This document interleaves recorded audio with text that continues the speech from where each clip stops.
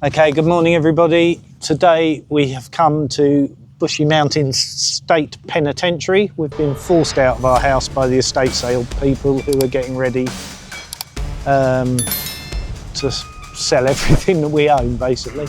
So they're in the house at the moment. We've come for a look around here, so we hope we'll show you around and hopefully it'll be an exciting day out. Apparently this is where 3 Mile was filmed. Is that Green correct? Mile. Oh, Green Mile. Did I say 3 Mile? Green Mile was filmed. Green Mile was filmed. The bloke that shot Martin Luther King was imprisoned here for a bit, and we'll find out some more information as we go.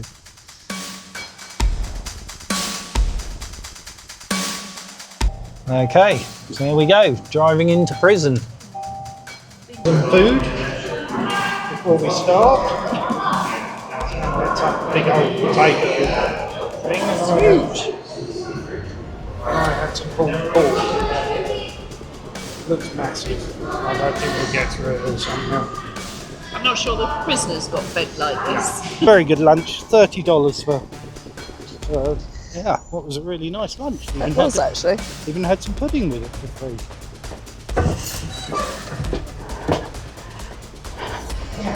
So here we go.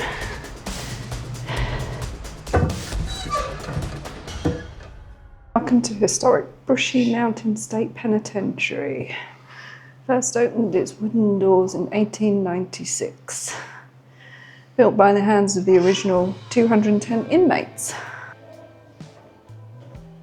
Could do with a lick of paint.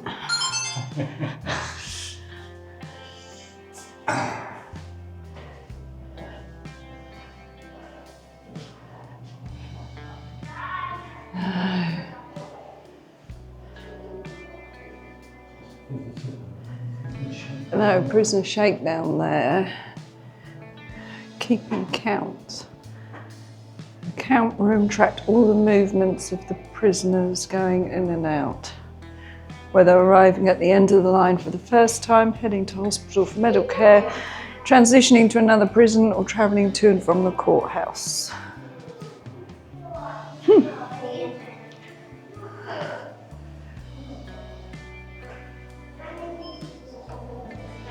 The first security checkpoint at Brushy was the large gate and guard station located 200 yards from the Highway 116. The main prison was surveyed by Tower 2. Outside some of the cells. Let's go into these cells over here, shall we? Okay. You can go in first because you look like a prisoner. It looks a bit wet actually. Go down the cells. So these are the cells. Christmas showers. Christmas cells. Look at that. 2 to a cell. That's luxury. Got a desk and a toilet. Yeah, just in the upstairs. In the upstairs cells.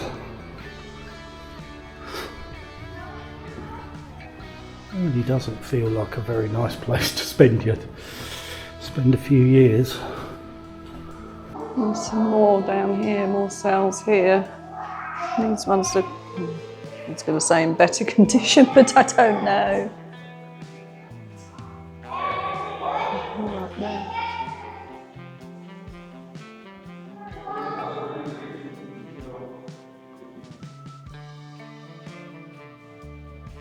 We're just about to go into D block. This is solitary confinement, I think. Solitary confinement, yeah. It says 32 cells weren't nearly enough to serve a prison full of first-degree murderers, who were as violent on the inside as they had been on the outside.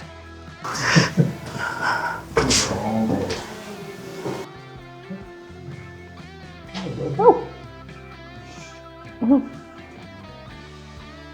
So this is Cells. I think that was a shower. As nice as the other cells.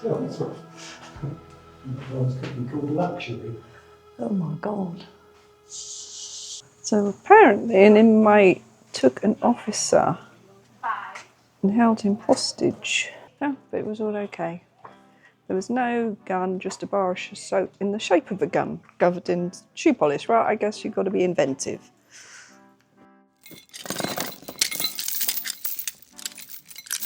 So this was an exercise cage, I guess you call it, where the solitary prisoners were allowed to come to have exercise, but they were only allowed in one at a time. And their feet and hands were unshackled at the door, so that once they were locked in, then their feet and hands were unshackled. It turned out that some of the most violent people were animal lovers, and they painted all the animal portraits in the dining room. Well, there's flowers too. Not really see much of them now.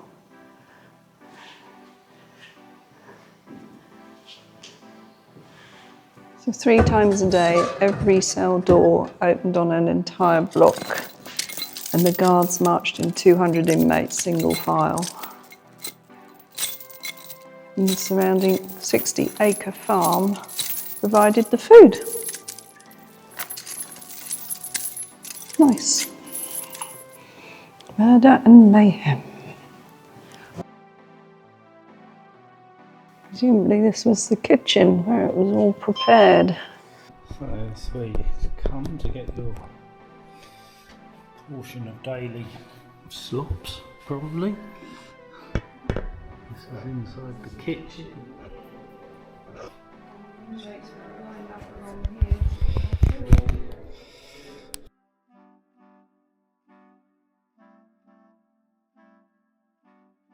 Okay, so there we are in the centre of it. I think this is the exercise yard that we've just been through, or the exercise bit. The stage, they actually hold concerts here. It's quite a nice venue, I'd imagine, because it's sort of surrounded by mountains. And you should imagine you get quite a nice day out. And then this block here is a newish maximum security block. There's no tour around there, so we can't get in. So this is the laundry room where the inmates would do the laundry, making 17 cents an hour.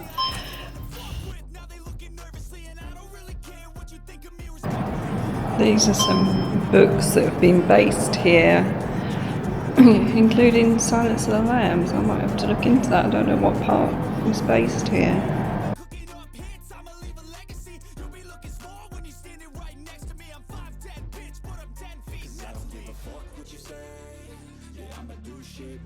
Paralyzer tear gas. These are some of the artwork done by inmates when they were here.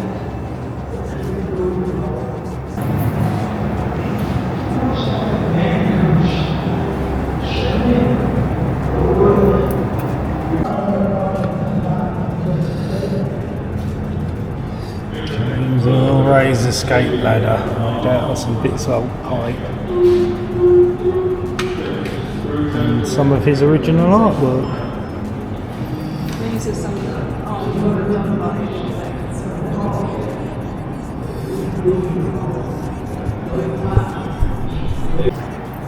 And then these are some of the shanks made by prisoners over the years that got confiscated.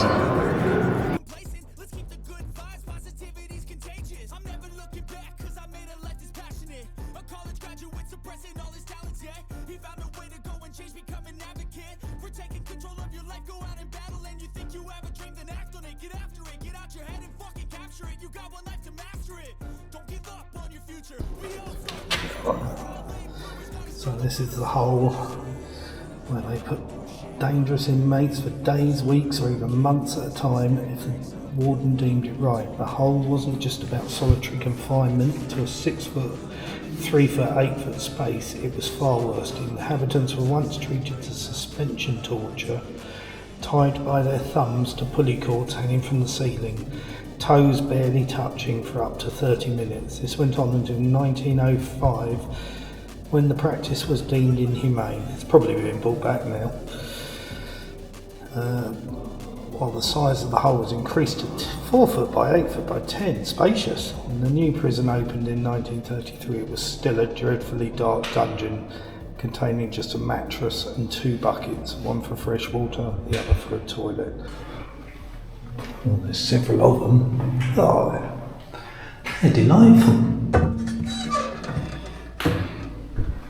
Right, so it was so dark down here that prisoners lost their vision within days of being down here, and upon release a fellow inmate would be assigned as their guide until their sight eventually returned.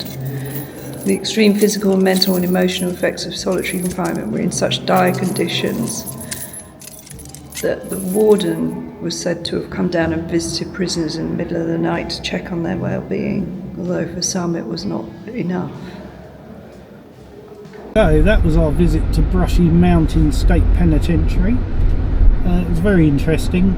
I'd actually been here once before with Stephanie, my daughter, and although it was obviously exactly the same, they'd locked a lot more doors. It was a bit more freedom when we came, but still very interesting. The place is slowly falling down. I don't know quite what they're going to do with it.